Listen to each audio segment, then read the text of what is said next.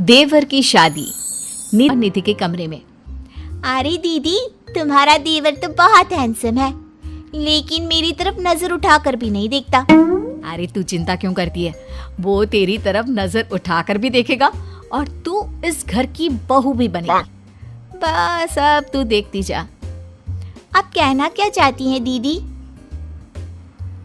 यही कि तू किसी न किसी तरह से बहाना करके कुछ दिन इस घर में रुक जा, बस फिर देख मैं क्या करती हूँ। अगर आपने मेरी शादी अमित के साथ करवा दी ना दीदी, तो जिंदगी भर आपकी सेवा करूंगी। मुझे तो वो आपकी शादी के बाद से ही बहुत पसंद है। अरे मेरी प्यारी बहना, तेरे दिल की खबर तो मुझे कब से लग गई थी। सब जानती हूँ मैं। बस अब चिंता मत करियो और जैसा मैं कहती हूँ वैसा करती जाओ। अगले दिन देख अंजलि, थोड़ी देर बाद मेरी सास बाथरूम से नहाकर निकलेगी, तो बाथरूम के दरवाजे पर थोड़ा सा पानी गिरा दे। ये क्या कह रही हो दीदी? आपकी सास गिर गई तो उसे चोट लग जाएगी और आपके लिए मुसीबत हो जाएगी। अरे पागल, जैसे ही वो गिरने लगे तो झट से जाकर उसे संभाल लेना। देख, मेरी सास के दिल में अब तुझे जगह बनानी है, इस घर की बहू बनना है या नहीं? हाँ दीदी, वो बात तो सही है। ठीक है, मैं चुपचाप जाकर बाथरूम के दरवाजे पर पानी गिरा कर आती हूँ। कुछ देर बाद सास जैसे ही गिरने लगती है, अंजलि वहां पर पहुंच जाती है। शहद ले आना। ये क्या बहू, तुमने सब्जी में अजवाइन क्यों डाल दिया? तुम जानती हो ना, मुझे इससे एलर्जी होती है। माफ कर दीजिए मम्मी जी, मुझे तो पता ही नहीं था। निधि, जल्दी से जाकर मम्मी के लिए पानी लेकर आओ। अरे नहीं नहीं जीजू, आंटी जी की एलर्जी पानी से नहीं बल्कि शहद से दूर हो जाएगी। 1 मिनट रुकिए। अंजलि दौड़ कर जाती है और शहद लेकर आती है। लेकिन तुम्हें इसके बारे में कैसे पता? बस ऐसे ही। आंटी जी ये लीजिए, जल्दी से 1 चम्मच शहद खा लीजिए। अब देखिए थोड़ी देर में आप ठीक हो जाएंगी। तुमने तो एक बार फिर से मम्मी जी की जान बचा ली अंजलि, वरना मैंने तो आज बहुत बड़ी गलती कर दी थी। फाइल ढूंढने के लिए कहेगा, तुम फाइल झटपट ढूंढ कर ले आना और उसे दे देना।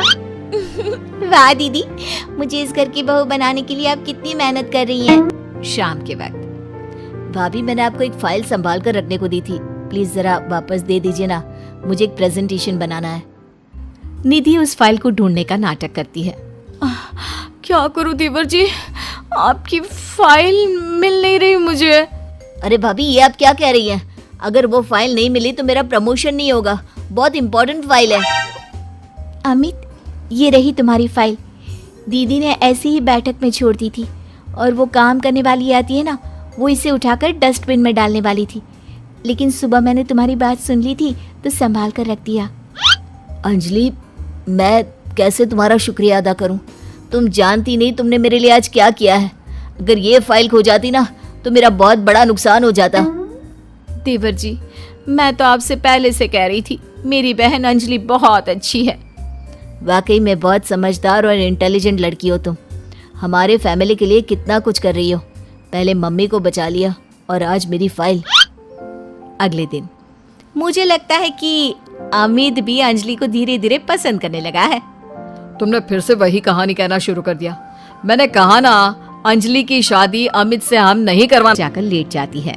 अगली सुबह, मम्मी जी ये देखिए, अमित मेरी बहन अंजलि से कितना प्यार करता है, और कल रात को तो उन दोनों के बीच क्या बताऊं, वो सब हो गया जो नहीं होना चाहिए था। मुझे लगता है अब हमें उन दोनों की शादी करवा देनी चाहिए। नहीं नहीं भाभी, आप ये क्या कह रही हैं? मैंने अंजलि के साथ कुछ नहीं किया, मुझे बस गहरी नींद आ गई थी। अमित, झूठ मत बोलो। कल रात को तुमने मुझसे कहा था कि तुम मुझसे प्यार करती हो और हमारे बीच जो कुछ भी हो रहा है वो सब नॉर्मल है। बस करो भाभी और अंजलि, आप दोनों को ज्यादा झूठ बोलने की जरूरत नहीं है। अब जानती भी है क्या हुआ है। क्या हुआ है? जो कुछ भी हुआ है वो सामने दिख तो रहा है। आप पूरी रात मेरी बहन के साथ थे। आपका प्लान तो मुझे उसी वक्त समझ में आ गया था जब गलती से मेरा खाना आपकी बहन अंजलि ने खा लिया और वो बेहोश हो गई, और वो बेहोशी की हालत में वो सब कुछ कह रही थी जो आप मुझे कहने वाले थे। क्या? इसका मतलब तुम्हें सब पता चल गया? हाँ, मुझे सब पता चल गया। और आप सबकी जानकारी के लिए ये भी बता दूं कि मेरी पहले से ही एक गर्लफ्रेंड है शिवानी, और मैं उसे बहुत पसंद करता हूँ। देखो निधि, ये तुमने ठीक नहीं किया। अपनी बहन को इस घर की बहू बनाने के लिए तुम इस हद तक गिर सकती हो, मैंने कभी सोचा भी नहीं था। तो सब कुछ सामने आ चुका है,